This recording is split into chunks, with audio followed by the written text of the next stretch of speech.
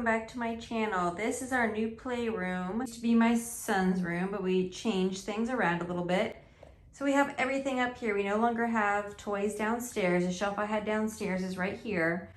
It just helped keep our living room area way less cluttered, having everything in here. This is our open-ended toy area here. This is my son's work shelf. And then this is my daughter's work shelf. So I did a separate video on my daughter's work shelf and I go through everything on her shelf.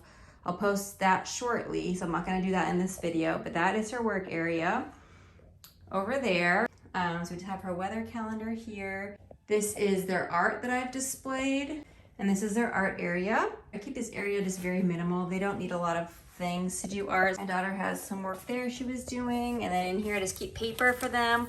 We also have the big roll of paper, and then the sticker book my daughter and I do that she loves working on. We have garden insect book, so I keep everything in there. Over to here is just the doll area.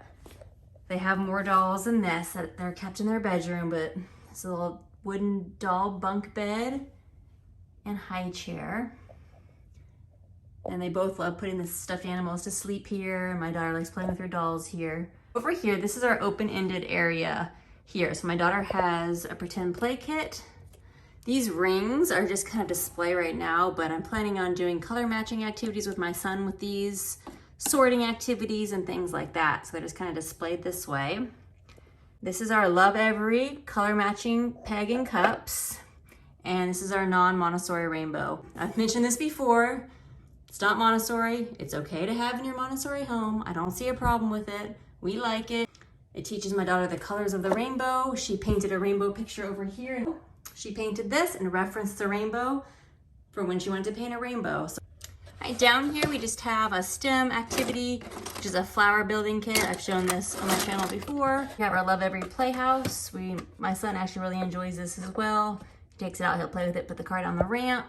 And then we just have our camper and a little tent and some peg dolls. I painted some of these as well to go with the playhouse. Our Melissa and Doug ice cream set. Both of my kids really enjoy this. This is one of their favorite toys. It's really cute. We have our play scarves in here.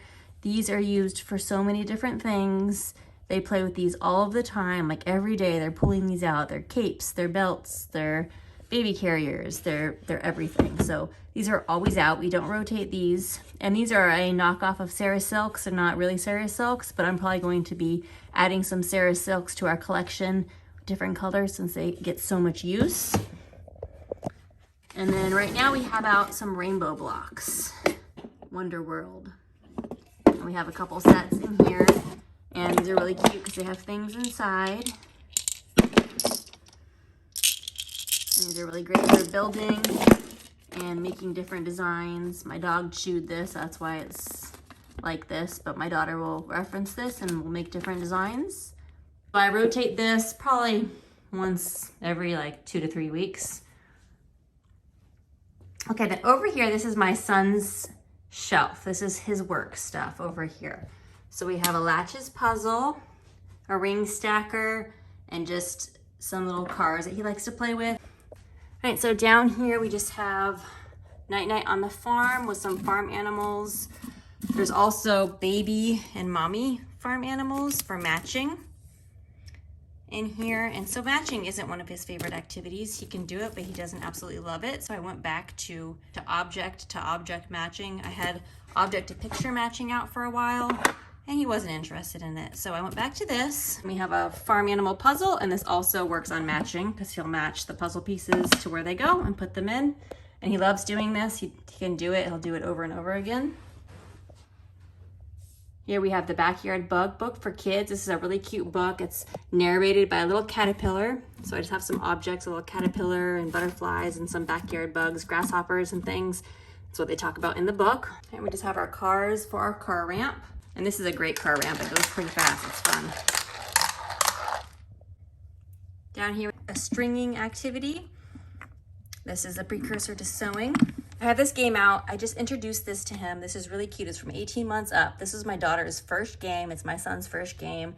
Roll and play. So you roll this big old die, and then whatever color it lands on, you go and get the corresponding card. And then the adult will read the card and the child does the action. So it says find something white. So you go around the room and find something white. Works on colors. Find something orange. This one says giggle and laugh. Tells you different actions to do. So it's really fun. This was make a sad face. So this is a really great activity to do. It really works on language development.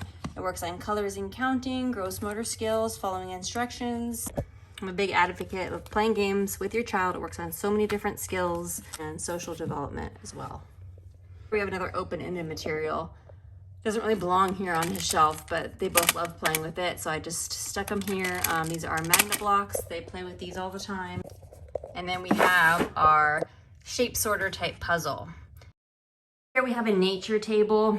Not a whole lot on here right now. This egg carton will take on walks. They'll fill it up with nature collections. We have them here to look at. And then they have a magnifying glass. This here is a ladybug magnifying glass. If you look inside, this is how a ladybug sees. A flashlight and then just some tea lights. And the only thing that's in their bedroom is their reading corner, their practical life shelf, and a dress-up chest with bags. Everything else is in the playroom. Thanks so much for watching. I'll see you guys next time. Bye.